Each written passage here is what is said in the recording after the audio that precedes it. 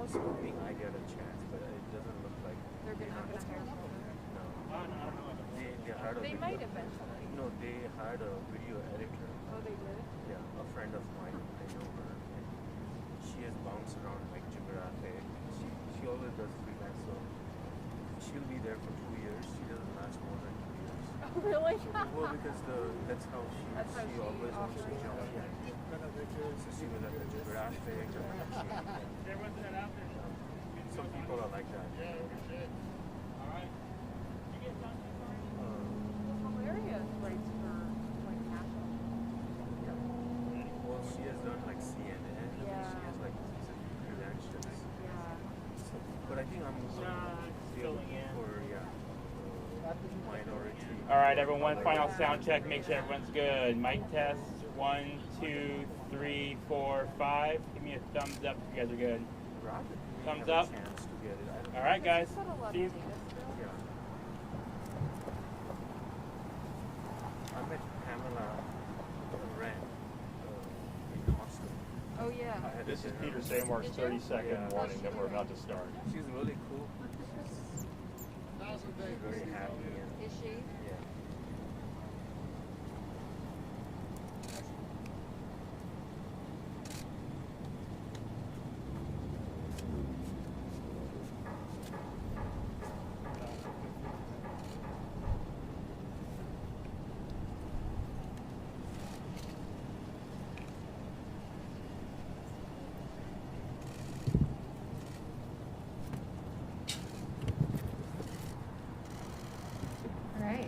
Good afternoon, everybody. Thank you for joining us out here at State Farm Stadium, our first vaccination site. Today's announcement is an exciting step forward as the state and our partners work to get COVID-19 vaccine into the community quickly and widely. We anticipate more and more vaccine reaching Arizona heading into April, which is making it possible for us now to expand prioritization. We have been flexible and nimble throughout while expanding the availability of state sites to vaccinate large numbers of people rapidly. As we look toward getting more and more vaccine, and as the demand for appointments among currently prioritized groups continues to decrease, this is an ideal time to make vaccine available at all of our state-operated sites. As of Monday morning, there were still 58,000 appointments available from Friday's release.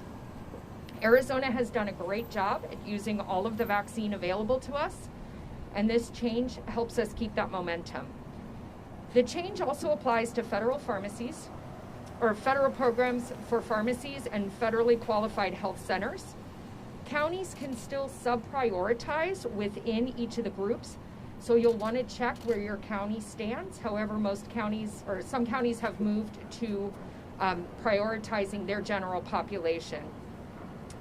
As of this morning, doses administered in Arizona was approaching 3 million, and individuals with at least one dose was approaching 2 million. Meanwhile, more than 1.1 million Arizonans have been fully vaccinated. At least 3 states are already vaccinating all adults, and several others are set to make the change. And as you know, President Biden has said vaccination will be available to all by May 1st. The state and our county partners are committed to distributing vaccine equitably. In fact, a recent CDC report rated Arizona as one of the best in the nation for getting COVID-19 vaccine into vulnerable communities. ADHS is expanding our targeted outreach among underserved areas. That will include our disability community. So we will be working with our partners to get vaccination out to those communities. We will also be launching public service announcements and promoting vaccination to our underserved populations and to the general public. And with that, I'm happy to take any questions. Hi, Cameron. Hi, Dr. Chris. So can you explain the factors that went into this decision, specifically on demand and supply? What are you expecting at the end of this month that will make such a significant difference? The amounts of supply that you're getting by the end of the month compared to what we're getting now. If you could talk a little bit about those numbers, and then talk about demand too, because it's a balancing act, right? So if you could expand on that a little bit. Yeah, absolutely. So we want to keep the forward momentum going with our vaccinations. We were actually a little surprised that we still had that many appointments left, and that was at every state site across the state. And so in order to make sure that we're utilizing our resources efficiently, what we wanted to do was open it up to everyone who was eligible. When we were going to open it by age categories, what we identified was that we were already meeting a large portion of those with chronic medical conditions that put them at higher risk. But because of the age category, we weren't able to vaccinate those that lived with them or worked around them. This way, what it'll give us the ability to do is the ability to vaccinate entire families at the same time and really use our vaccination and the pods. Because what we were noticing was people were able to find earlier appointments and canceling out here, and almost 3,000 a day. So we really want to be able to utilize this efficiency. We do expect to get increased amounts of vaccine starting at the last week of March, beginning of April. So we're excited to see what that allocation will look like for this week, but it's supposed to significantly ramp up through the month of April. What do we get now? Last check, I think it was around 300,000 total doses across the three major vaccines. What will that hopefully go to with that next ramp? So what we're hearing is that they're going to increase it by several million each week over the next few weeks. So we get about 2% of that. So we're hoping that what that would give us is about 40 to 60,000 additional doses a week. When it comes to demand, how are you weighing what you know when it comes to data? Are you using data to confirm demand decreasing?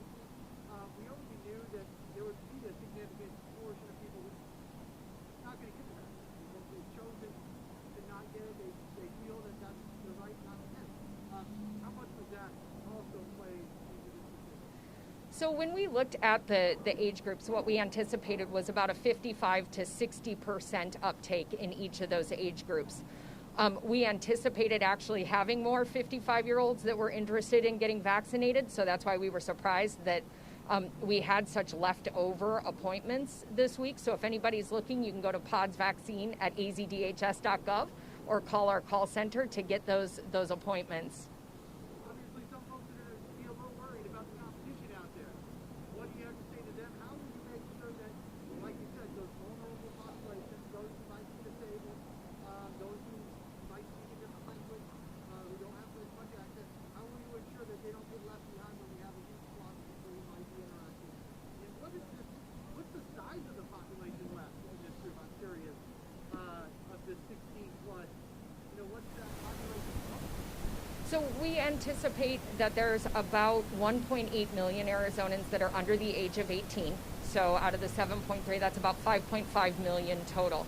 We've vaccinated almost 2 million with at least one dose. So that leaves us with about 3.5 million. If you anticipate that only about 55% are going to want to take the vaccine, we're probably looking at 1.5 to 2 million. That's just rough back of the napkin math. What we will do for those specialized groups, like our individuals with developmental or intellectual disabilities, we'll be working directly with our partners at DES and with some of our advocacy groups in the community to schedule vaccination events specifically for them, or potentially reaching out through their health plans to get them vaccinated. For some of those special communities, we're working with healthcare providers that are trusted sources in those communities through our county health departments to make sure that they're offering community-based vaccination sites in their area. So we know that transportation's a barrier, we know that language is a barrier, and so we'll be taking the vaccine directly to them. Hey, Dr. Chris. Thanks so much for your time today. A couple questions for you. First, when we talk about, 58,000 appointments still available this morning from Friday, do you attribute that mostly to vaccine hesitancy, or what do you think it is? I think a lot of the people who have already wanted to get vaccinated have gotten vaccinated, because they still could qualify as healthcare workers, as teachers, those types of things. And so I would imagine that some of it has to do with vaccine hesitancy, although some of it may just be we've already vaccinated those individuals. And as you know, when we talk about lowering, the age down to 16, obviously that's leaps and bounds what we had expected it to be.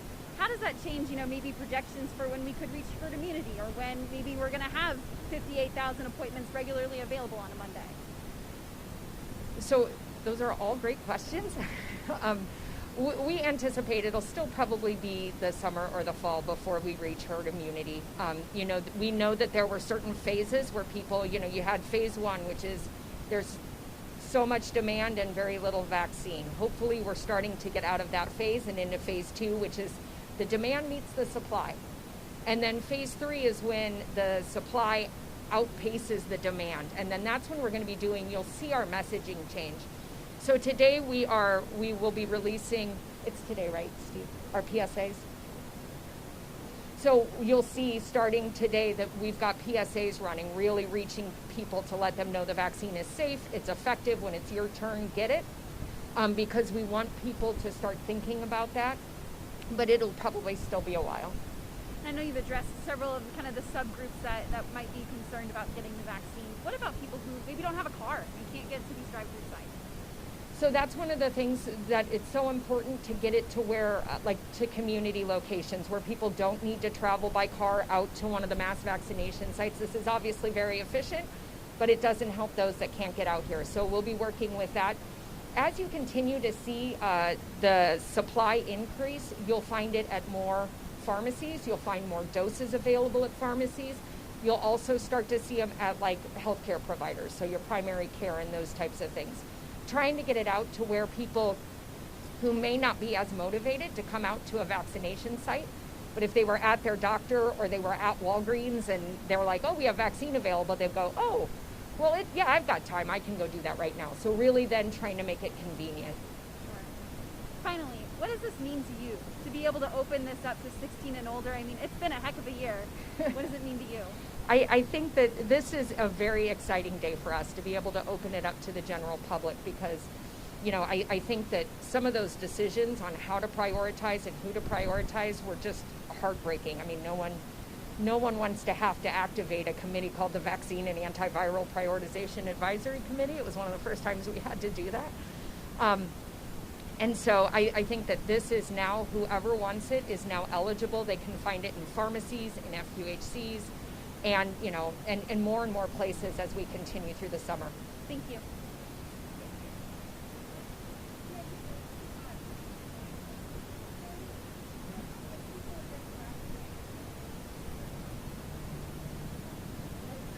So we have the ability to vaccinate about 12 to 15,000 people here. We've been doing between 8 and 10,000 vaccinations. What we've been doing is, as we identify cancellations, we've been opening them up to our call center so that the call center has appointments every day that they can fill into. But we've been getting quite a number of cancellations. As many as 3,000 is what my team has told me, yeah.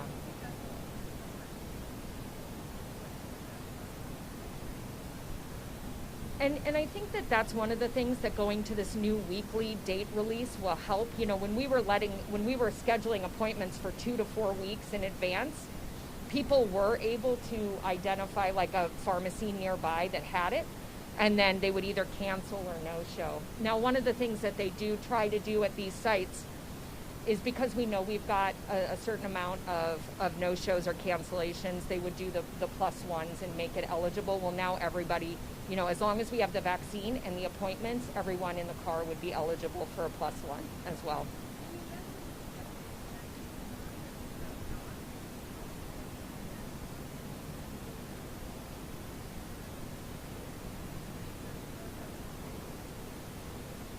So I think that that's always been a concern of ours, whether or not we would reach herd immunity. We anticipate that we'd need around 70%. That would be our goal. And so, based on our surveys that we did prior to the FDA reviewing the data, we knew that 55 to 60% at that time were willing to take it. So we've known that our work is cut out for us to get all of the people vaccinated that we need.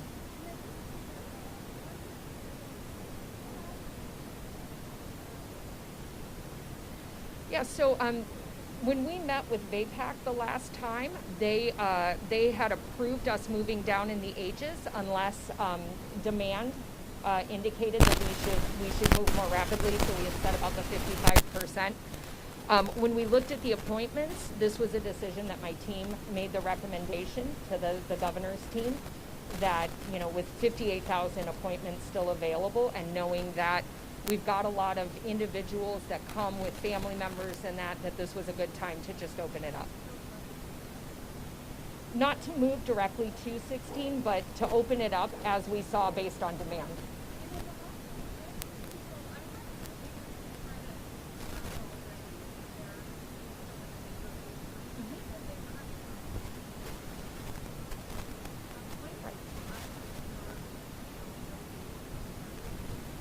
Yeah, so they should be able to start reserving Wednesday morning at 8 a.m. Just to let everybody know, Pfizer is the only vaccine that's approved down to age 16. So at any state-operated site, those that are 16 and above can get vaccinated. The Moderna and the Johnson & Johnson or Janssen vaccine is approved for 18 and above. So just make sure that if you've got a 16 or 17-year-old, that they are that they're coming to a site that's doing Pfizer. You're welcome.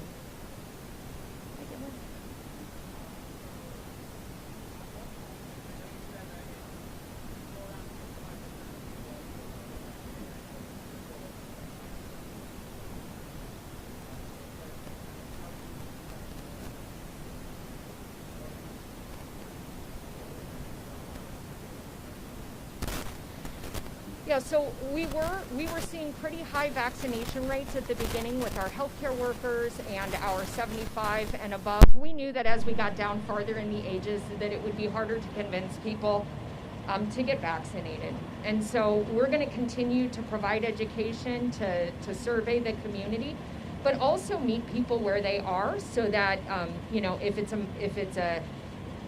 it's due to language barriers or transportation barriers or technology barriers, that we're in their community. But we're also going to be working with community leaders, and that's some of the things that you'll see in upcoming PSAs, is working with those leaders to encourage people, to have them encourage people to get vaccinated.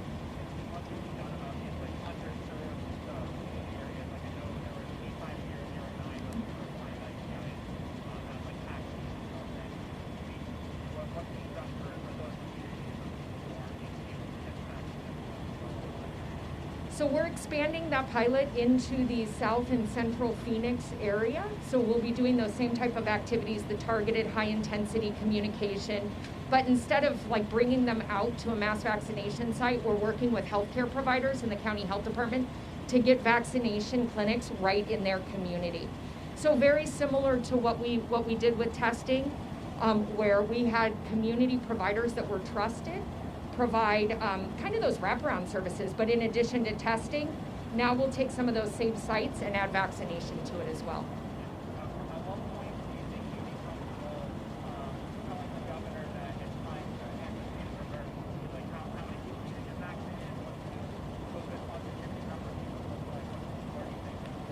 So our COVID positivity, percent positivity is trending down. It's looking really, really good. We continue to see declining case rates. With the vaccination, I don't know that we'd have a number. We'd want to see continued demand. So it's hard to tell. It's kind of, there's not really a set formula to when we would say that about the emergency, because there's other things that the emergency allows us to do, like to continue working with DEMA and to draw down funding. So it would depend on where we were and how those things that would be affected by it would be affected. So, yeah.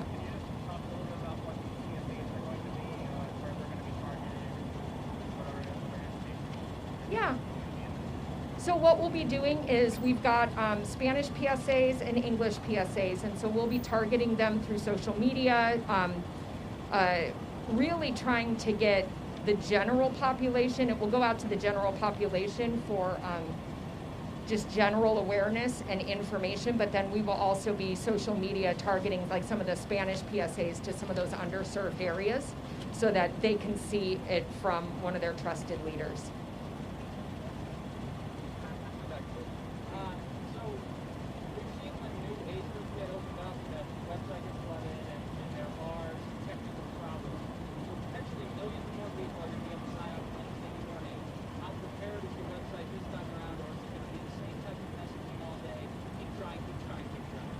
So we continue to make enhancements to our website. This time, as people go through, they won't be their appointments will be saved, so they shouldn't be able to have them snatched out from under them, which will be a big, huge help. And we've heard a lot of comments on that.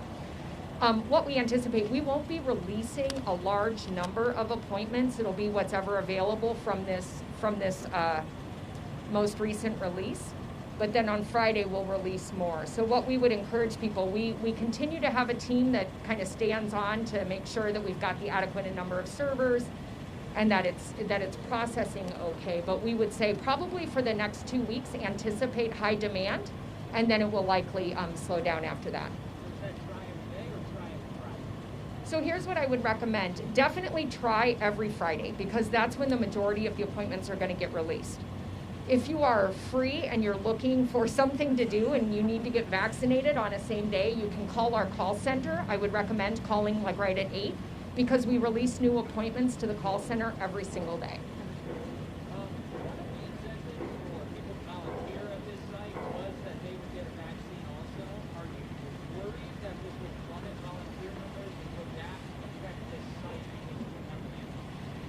So what we would do is, if it did impact our volunteer numbers, but I think we've had such a good, our volunteers have had such a good experience out at the sites that hopefully they would continue to return. We have waiting lists of people that want to be volunteers and businesses that have reached out. But if we had to, we would just work with ASU Assure to get contracts to pay people to be out here. So it shouldn't affect the operations of the site. We would just transition from volunteers to staff.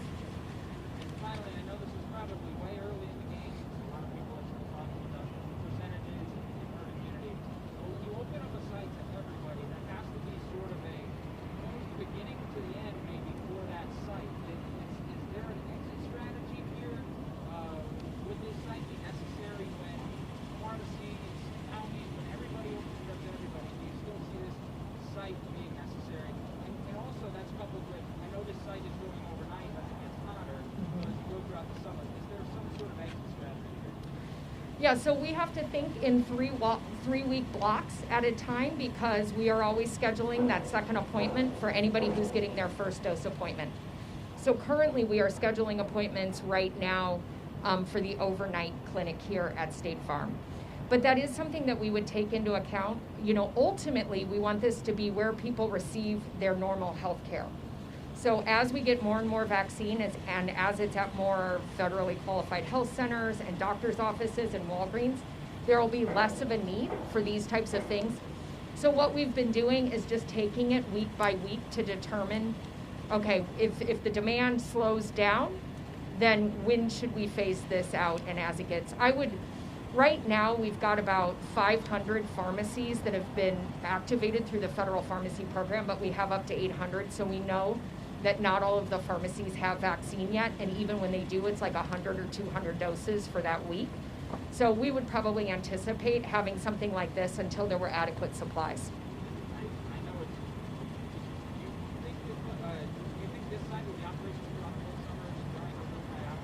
So what we're looking to do is to not keep State Farm Stadium activated through the summer. We're looking at a venue to potentially move it indoors. And so that I think the Cardinals need their space back. I asked them for 6 to 8 weeks. That was back in January, and now we're here through potentially May. So we are looking for that indoor site. It's going to get awfully warm here, and our iPads aren't going to work out in the heat quite as well. So we anticipate having that at least through May, maybe into June.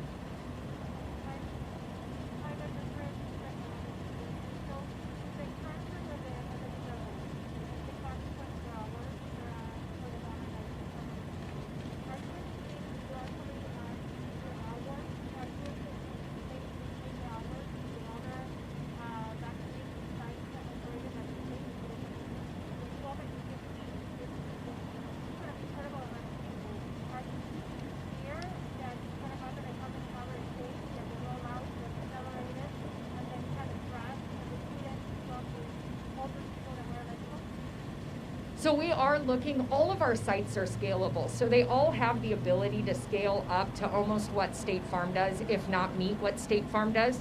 So we are evaluating, and we can always add hours before or after. But we still also have capacity to add appointments to each hour. So right now, State Farm's running about 500 appointments an hour. And we will be operating this throughout the night at that same pace. But if we had to, we could add more, or we can add more hours to other sites. But we anticipate that we'll see a lot of demand over the next couple of weeks, and then it'll probably slow down. So in this next allotment of or expansion of appointments and doses, does that depend at all on AstraZeneca, which would be the fourth brand that would be approved, if it's going to be approved? So no, that does not rely on the AstraZeneca for our projections. That would just increase the supply even more.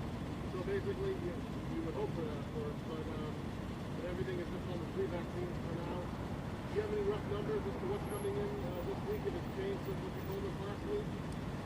So the numbers I gave you should be what's being shipped today. They've told us to anticipate that would be our baseline, and I think it was like 160,000 of Pfizer, 130 of Moderna, and about 15 or 16,000 of Johnson & Johnson. So we anticipate that outside of the Johnson & Johnson. For the Pfizer and Moderna, that's our baseline now moving forward, but they continue to promise to potentially increase. But then they're also increasing allocations to the federal programs, which come directly out of the federal allocation. Thank you. You're welcome. Dr. Chris, I guess the decision to open it up to 16 and over for vaccination, is this coming much sooner than you had anticipated? Is that a good thing? Yes, so it is coming sooner than we anticipated. We anticipated initially looking at May 1st. But we think that this is a good thing because it's going to take a lot of the questions out of whether or not you're eligible. Everyone now is eligible, and we will work to get as many people vaccinated as possible. I guess, what do you anticipate this week? I think it's a big age group to open it up to. Do you anticipate there's a big demand and a lot of people filling up those 50,000 plus appointments? What would you expect?